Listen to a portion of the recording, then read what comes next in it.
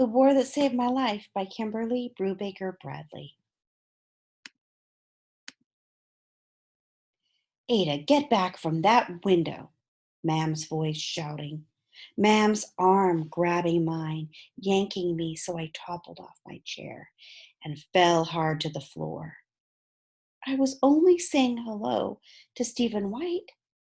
I knew better than to talk back, but sometimes my mouth was faster than my brain. I'd become a fighter that summer. Mam smacked me hard. My head snapped back against the chair leg, and for a moment I saw stars. Don't you be talking to nobody, Mam said.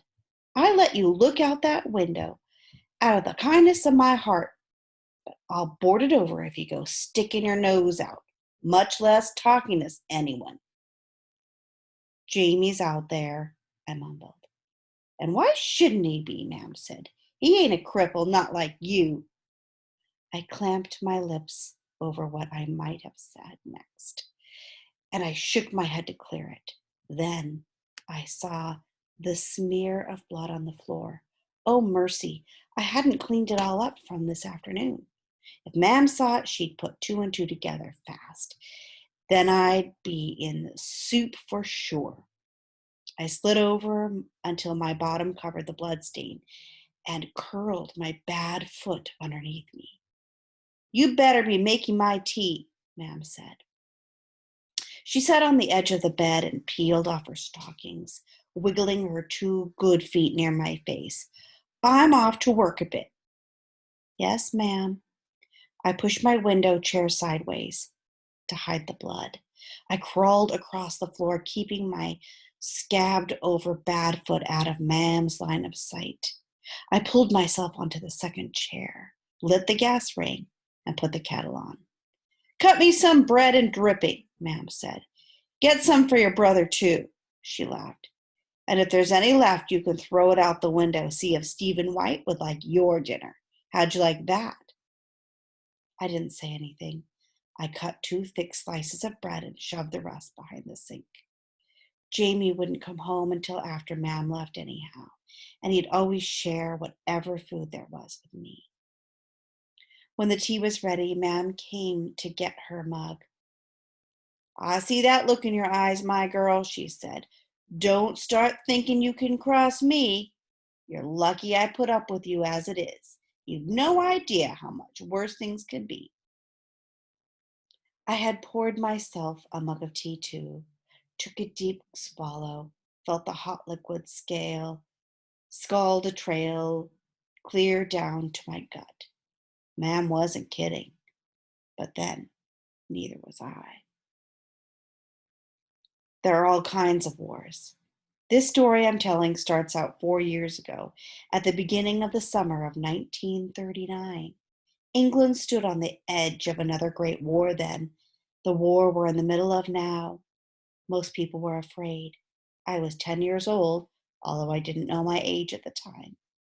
And while I'd heard of Hitler, little bits and pieces of swear words that floated from the lane to my third floor window, I wasn't the least concerned about him or any other war fought between nations.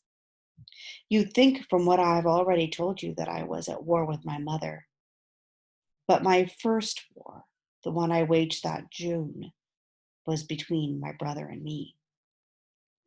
Jamie had a mop of dirt brown hair, the eyes of an angel, and the soul of an imp. Mam said he was 6 years old and would have to start school in the fall. Unlike me, he had strong legs and 2 sound feet on the ends of them. He used them to run away from me. I dreaded being alone. Our flat was one room on the third floor above the pub where Mam worked nights.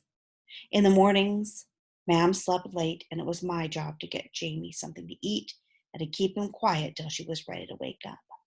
Then Mam usually went out to shop or talk to women in the lane. Sometimes she took Jamie with her, but mostly not. In the evenings, Mam went to work, and I fed Jamie tea and sang to him and put him to sleep. And I'd been doing all that for as long as I could remember, from the days Jamie still wore diapers and was too small to use the pot. We played games and sang songs and watched the world out the windows. The Iceman and his cart, the rag and bone man and his shaggy pony, the men coming home from the docks in the evenings, and the women hanging out the wash and talking on the stoops, the children of the lane skipping rope and playing tag. I could have gotten down the stairs even then. I could have crawled or scooted on my bottom. I wasn't helpless. But the one time I did venture outdoors, Mam found out, and she beat me till my shoulders bled. "You're a no but a disgrace," she screamed. "A monster with an ugly foot. You think I want the world seeing my shame?" She threatened to board over my window if I went downstairs again. That was always her threat to me. My right foot was small and twisted, so that the bottom pointed skyward and all the toes in the air, and what should have been the top touched the ground. The ankle didn't work right, of course, and it hurt whenever I put weight on it. So for most of my life, I never did.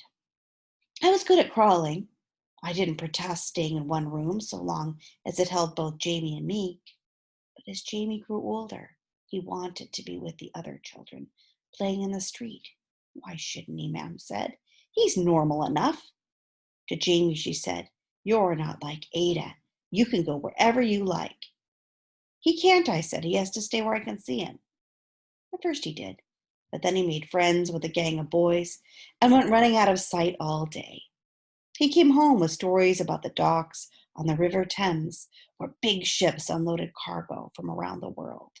He told me about trains, warehouses bigger than our whole block of flats. He'd seen St. Mary's, the church by whose bells I marked time. As summer days grew longer, he stayed out later and later until he came home hours after Mam left. He was gone all the time, and Mam didn't care. My room was a prison. I could hardly hear the heat and quiet and the emptiness.